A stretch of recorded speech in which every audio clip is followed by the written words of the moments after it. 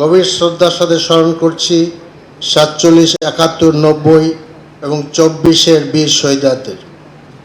একই সাথে স্মরণ করছি বাংলাদেশ জামাত ইসলামের নেতৃবৃন্দ, ফ্যাসিবাদী আন্দোলনে যারা শহীদ হয়েছেন, পিলখানা হত্যাকাণ্ডের শিকার আমাদের চৌকোর সেই সেনানায়কদের, শাপলা গণহত্যার যারা শহীদ হয়েছেন, শহীদ আবরার ফাঁদ থেকে শুরু করে ওসমান হাদি এবং আপনার ২৪-এর সকল শহীদদেরকে আমরা গভীর শ্রদ্ধার সাথে স্মরণ করছি।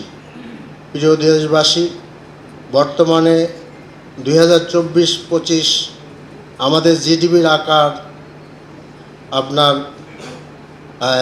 ৫৫,১৫,২০৬ কোটি, যা $৪৫৬ বিলিয়ন। আমাদের দীর্ঘমেয়াদী ভিশন হচ্ছে 2045 সালের মধ্যে অর্থনীতি আকার $2 ট্রিলিয়ন নিয়ে যাওয়া, আর 2050 সালের মধ্যে বাংলাদেশকে একটি উন্নত রাষ্ট্রের কাতারে নিয়ে যাওয়া।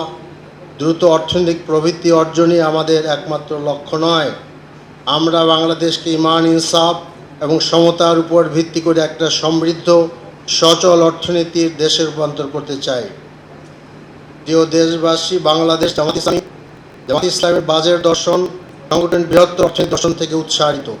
জামাত ইসলামী বাংলাদেশকে সাম্য, ন্যায় বিচার এবং মানবিক মর্যাদায় অভিষিক্ত একটি আধুনিক ইসলামভিত্তিক রাষ্ট্র, ইনসাফভিত্তিক রাষ্ট্র হিসাবে গড়ে তুলতে চায়। আমরা সুশাসন প্রতিষ্ঠার এই মুহূর্তে বাংলাদেশের আমাদের জন্য প্রধান অগ্রাধিকার জাতির ভবিষ্যৎ নির্মাণে শিক্ষা খাতের গুরুত্ব অনুধাবনের স্বীকৃতিস্বরূপ শিক্ষাকে সর্বোচ্চ বরাদ্দ নিশ্চিত করা। বাজেট হতে হবে কর্মসংস্থানমুখী, বিনিয়োগ ও শিল্প বান্ধব। করের অভিঘাত থেকে ক্ষুদ্র ও মাঝারি শিল্পকে যথাসম্ভব রক্ষা করা প্রয়াস কাঙ্ক্ষিত। কর ব্যবস্থায় কৃষিকে অগ্রাধিকার দেওয়া। রাষ্ট্র গরিবের বন্ধু হলে ধনীর শত্রু নয়। একটি আধুনিক প্রগতিশীল কর ব্যবস্থা বাংলাদেশের জন্য সবচেয়ে উপযুক্ত। দুর্নীতি দেশের সার্বিক অগ্রগতির প্রধান অন্তরায়। বাংলাদেশ জামাত ইসলামী বাংলাদেশকে সম্পূর্ণ দুর্নীতিমুক্ত করতে দৃঢ় প্রতিজ্ঞ। বাংলাদেশের আইনশৃঙ্খলা পরিস্থিতির উন্নয়ন, মাদকের প্রাদুর্ভাব নির্মূল, জানমালের নিরাপত্তা নিশ্চিতে আমরা অঙ্গীকারবদ্ধ। স্থানীয় সরকার ব্যবস্থার দক্ষতা, কার্যকারিতা আনয়নের জন্য গুরুত্ব আরোপ করতে হবে। প্রিয় দেশবাসী, বাংলাদেশের সামষ্টিক অর্থনীতি যাত্রা এক মিশ্র অভিজ্ঞতার মধ্যে দিয়ে যাচ্ছে। বিগত ফ্যাসিস্ট শাসন আমলে কেবল সংখ্যাগত উন্নয়নের উপর জোর দেওয়া হয়েছে, কিন্তু জনগণের প্রকৃত জীবন মানের উন্নয়ন হয়নি। 24-এর ছাত্র গণ আন্দোলন মধ্যে দিয়ে আমরা নতুন এক বাংলাদেশের স্বপ্ন দেখছি। আরেকটি অর্থনৈতিক নির্দেশক ও সূচকের বাংলাদেশে অবস্থান আমরা দেখতে চাই। এত সত্ত্বেও বাংলাদেশের অর্থনৈতিক চাকা সচল রাখতে প্রবাসীদের প্রেরিত রেমিটেন্স অনন্য ভূমিকা পালন করে। দুঃখজনক হলো তো বাংলাদেশের বিনিয়োগ পরিবেশের যথেষ্ট প্রযোজ্য বিদ্যমান। বাংলাদেশ জামাত ইসলামী মনে সুশাসন উন্নতি, দুর্নীতি হ্রাস, প্রাতিষ্ঠানিক নিরপেক্ষতা এবং মেধাভিত্তিক ব্যবস্থা অর্থনৈতিক উৎপাদনশীলতা, বিনিয়োগ আস্থা উল্লেখযোগ্যভাবে বৃদ্ধি করে। দেশবাসী, ফ্যাসিবাদী আওয়ামী লীগ সরকারের অত্যন্ত পরিকল্পিতভাবে বাংলাদেশের ব্যাংকিং ব্যবস্থাকে ধ্বংস ও বেদখল করেছে। একই প্রয়াস বর্তমান সময়ে পরিলক্ষিত হচ্ছে। শ্বেতপত্র অনুযায়ী বিগত ফ্যাসিস্ট আমলে 2009 থেকে 2023 সালের মধ্যে $23,400 কোটি বিদেশে পাচার হয়েছে। টাকার হিসেবে যার পরিমাণ 28 লক্ষ কোটি টাকা, অর্থাৎ প্রতি বছর 1,80,000 কোটি টাকা পাচার হয়েছে, যা ফেরত আনা সম্ভব হলে সরকারের বাজেট খাতে ব্যয় করা সম্ভব হবে। আর্থিক প্রতিষ্ঠানের লক্ষ্যে বিদ্যমান আর্থিক খাতের অন্যান্য আইনের প্রয়োজনীয় সংস্কার দ্রুত সম্পন্ন করা প্রয়োজন। রাষ্ট্রীয় প্রতিষ্ঠানসমূহ সংস্কারের দাবি রাখে। একই সাথে অডিট সিস্টেমের কার্যকারিতা বৃদ্ধি আবশ্যক। সরকারি পরিসংখ্যানের ক্ষেত্রে বিশ্বাসযোগ্যতা নিয়ে আসতে না পারলে দেশের জন্য সঠিক কার্যকরী অর্থনৈতিক পরিকল্পনা নেওয়া সম্ভব হবে না। প্রিয় দেশবাসী, রাজস্ব সংগ্রহের ক্ষেত্রে আমরা খুব খারাপ অবস্থায় আছি। কাজে রাজস্ব আসলে এডিবি প্রয়োজন পূরণের জন্য কাঙ্ক্ষিত মানে আমরা নিয়ে আসতে চাই, কতগুলোর দিকে আমাদেরকে বিশেষভাবে নজর দিতে হবে।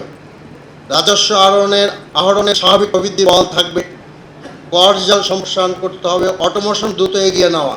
এখানে বলা দরকার যে ডিজিটাল পদ্ধতিতে কর সাবমিট করাকে অটোমেশন বলা হয় না, বরঞ্চ মাঠ পর্যায়ে যেখানে কর সংগ্রহ করার সিস্টেম আছে সেখানে অটোমেশন আনতে হবে এবং সেই অটোমেশনের মাধ্যমে আমরা যেন কর আদায় উত্তরোত্তর বৃদ্ধি করতে পারি সেটা নিশ্চিত করতে হবে। সেটা অনেক সময় সাপেক্ষ ব্যাপার, কারণ এটা না হলে আমরা যে সমস্ত কর আরোপ করছি, ভ্যাট আদায়ের কথা বলছি, সেগুলো আসলে সরকারের খাতে জমা হচ্ছে না। কর আদায়ের দুর্নীতি হ্রাস করতে হবে। কর আদায়ের মধ্যে ব্যাপক দুর্নীতি আছে, ভালো লোক তো অবশ্যই আছে, সেটাই করতে হবে। একটা হলো ট্যাক্স এক্সপেন্ডিচার। আমরা জানি দেশে একটা ট্যাক্স এক্সপেন্ডিচারের রুল আছে, কিন্তু সেখানে ব্যাপকভাবে রাজনৈতিক আপনার মওকুফ করা হয় রাজনৈতিকভাবে। এটা একটা আইনও তৈরি করা হয়েছে। আমাদের প্রস্তাব হলো সংসদে ট্যাক্স এক্সপেন্ডিচার আইনকে রিভিউ করা উচিত, এবং যাতে করে প্রয়োজনীয় ক্ষেত্রের বাহিরে রাজনৈতিক বিবেচনায় ট্যাক্সের লাভ দেওয়া না হয়। এনবিআর দুদক সংস্কার ও পুনর্গঠন করা প্রয়োজন। এ ব্যাপারে আগের সরকার উদ্যোগ নিয়েছিলেন, যেটা দেওয়া দরকার। আমরা মনে করি এনবিআরে আপনার মেধাভিত্তিক নিয়োগ দেওয়া দরকার, যাতে করে সরকারের রাজস্ব আদায় আপনার বৃদ্ধি পায়। দুদকেরও এখনো পর্যন্ত সরকার কিন্তু দুদক পুনর্গঠন করতে পারেনি, কাজে এটা করা দরকার। এনবিআর সুশাসন নিশ্চিতকরণ, দক্ষতা উন্নয়ন। বর্তমানে মোট ট্যাক্স আইডেন্টিফিকেশন নাম্বার যে টিএনআই নাম্বার আছে, সংখ্যা মাত্র 1 কোটি 20 লাখ, যার মধ্যে বর্তমান কর বছরে জমা দেওয়া রিটার্নের সংখ্যা 40 লক্ষের কম। আমরা করজাল সম্প্রসারণ করার ব্যাপারে উদ্যোগ গ্রহণ করার প্রস্তাব রাখছি। তাছাড়া উদ্যোক্তা সৃষ্টি, এসএমই খাতকে সমৃদ্ধ করা ও জীবনমান উন্নতির লক্ষ্যে সর্বনিম্ন করযোগ্য আয়ের সীমা 4.5 লাখ টাকা উন্নীত করা এবং পরবর্তী অর্থ বছরে এটা 5 লাখ টাকা উন্নীত করার প্রস্তাব করছি। রাজস্ব আহরণের ব্যবস্থায় আমাদের যে সকল সংস্কার পরিকল্পনা রয়েছে, সেগুলো বিবেচনা নিয়ে আমরা 2026 এবং 27 অর্থ বছরে রাজস্ব আদায়ের সর্বমোট 6,65,926 টাকার নির্ধারণের প্রস্তাব করছি। এবং আমি আবার বলছি, এটা তখনই লক্ষ্য অর্জন করা সম্ভব যদি কর সংগ্রহ, এনবিআর সংস্কার, যেটা ব্যাপারে যে আমাদের প্রস্তাবনা আছে, সেটা যদি আমরা করতে পারি তাহলে সম্ভব। But it's a very big challenge. 2025-26 অর্থ বছরে অপরিশোধিত প্রাকৃত লক্ষ্যমাত্রা 5 লক্ষ, সংশোধিত বাজেট প্রাকৃত লক্ষ্যমাত্রা 5,80,990 কোটি টাকার তুলনায় 77,987 কোটি টাকার বেশি। আমরা যেভাবে বিশ্বাস অর্জন করা সম্ভব হবে, সেক্ষেত্রে আমার মোট রাজস্ব জিডিপির শতকরা হার 9.63% উন্নীত হবে।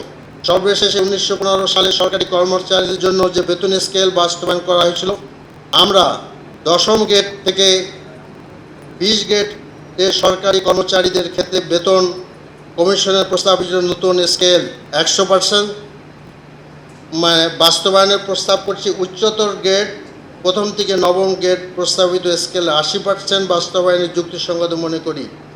বিদ্যমান অর্থনৈতিক পরিস্থিতিতে কমিশনের সুপারিশ একযোগে বাস্তবায়নের উচ্চাভিলাষী প্রতীয়মান হওয়ার আমরা মনে করি না, বরঞ্চ ধাপে ধাপে বাস্তবায়ন করার পক্ষপাতী। দেশবাসী, আমাদের কাছে কেবল সংখ্যা নয়, রাষ্ট্রের অর্থনৈতিক কাঠামো নির্মাণ, জীবনমানের ভবিষ্যৎ পরিকল্পনা। আমি প্রথম দিন মনে করি যে 1926-27 অর্থ বছরে আমাদের প্রস্তাবিত বাজেট একটি সামগ্রিক কাঠামো আপনাদের সামনে পেশ করতে চাই। আমরা দেশের বিদ্যমান ডেমোক্রেটিক ভিত্তিতে বিনিয়োগ, অবকাঠামিক গুরুত্ব দিয়ে একটি হিসাব ভিত্তিক বাজেট পেশ করব। আমরা শিক্ষা, প্রযুক্তি, সামাজিক নিরাপত্তা খাত, সোশ্যাল ইনফ্রাস্ট্রাকচার নির্মাণ করে, অথচ বিগতগুলোতে তার গুরুত্ব তুলনামূলক কম ছিল। জনগণকে বোঝা চিন্তা না করে জনসম্পদে রূপান্তর করতে তরুণদের রেখে বাজেট আলাদা গুরুত্ব দেওয়া হয়েছে। তাছাড়া অন্যান্য খাতে যৌক্তিক বরাদ্দ দেওয়ার বিরাট বিষয়টি আমরা বিবেচনা নিয়েছি। আমরা 2027 অর্থ বছরে সমগ্র ব্যয়ের পরিমাণ 8,39,500 কোটি টাকা নির্ধারণের প্রস্তাব, যা জিডিপির 12.14%। 2026-27 অর্থ বছরের প্রস্তাবিত বাজেটে বাজেটের ঘাটতির পরিমাণ দাঁড়াবে 1,68,329 কোটি টাকা, যা জিডিপির 2.43%। এখানে আমি উল্লেখ করতে চাই যে 2025 এবং 26 অর্থ বছরের বাজেটের মোট ঘাটতির প্রাক্কলন করা হয়েছে 2,21,000 কোটি টাকা। আমাদের প্রস্তাবিত বাংলাদেশের অর্থনৈতিক কাঠামোগত পুনর্গঠন, প্রাতিষ্ঠানিক পুনর্গঠন, দীর্ঘমেয়াদী অর্থনীতি মুক্তির একটি সমন্বিত রূপরেখা। বাজেটটির প্রধান বৈশিষ্ট্য হল প্রবৃদ্ধি কেন্দ্রিক নয়, বরং সুশাসন, জবাবদিহিতা, অন্তর্ভুক্তিমূলক উন্নয়ন এবং উৎপাদনশীলতা নির্ভর অর্থনীতি রূপান্তরের অগ্রাধিকার দেওয়া। বিশেষভাবে এনবিআর দুদকের পুনর্গঠন, কর ব্যবস্থার ডিজিটালাইজেশন, স্মার্ট সোশ্যাল সিকিউরিটি নম্বর এবং করজাল সম্প্রসারণ দুর্নীতিবিদ্ধ প্রাতিষ্ঠানিক সংস্কারকে রাজস্ব বৃদ্ধির মূল চালিকা শক্তি হিসেবে বিবেচনা করা হয়েছে, যা প্রচলিত কর হার বৃদ্ধি নির্ভর একটি বিকল্প দৃষ্টিভঙ্গির উপস্থাপন করে। আমরা বলতে চাচ্ছি যে কর হার বাড়াবার মাধ্যমে রাজস্ব আদায়ের বৃদ্ধি করার এই যে একটি নীতিগত চিন্তা, এই চিন্তার পরিবর্তে কর আদায়ের যে আপনার কোয়ালিটি, এটা যে আমরা প্রস্তাব করেছি যে এটার মাধ্যমে আমরা করতে পারবো, তাতে একদিকে জনগণ করের বোঝা থেকে বাঁচবে, কিন্তু আমাদের কাঙ্ক্ষিত রাজস্ব আদায় সেখানে আমরা আদায় করতে পারবো। প্রিয় দেশবাসী, জামাত ইসলামী প্রস্তাবিত কিছু সিগনেচার প্রকল্প আছে। আমরা যে বাজেট প্রস্তাব করেছি, এই বাজেটের মধ্যে সেই সিগনেচার প্রোগ্রামগুলো আমরা করতে পারবো বলে আশা করছি। বাংলাদেশের প্রথমবারের মতো করদাতার নিজের এবং পোষ্যদের টিউশন ফি সহায়তা বাবদ শিক্ষার্থীর প্রতি বাৎসরিক 50,000 পর্যন্ত করে দেওয়া, অর্থাৎ যাদের আপনার ছেলেরা বিভিন্ন জায়গায় পড়াশোনা করে সংখ্যাতে বেশি, তাদেরকে কর দেওয়ার আমরা চেষ্টা করেছি।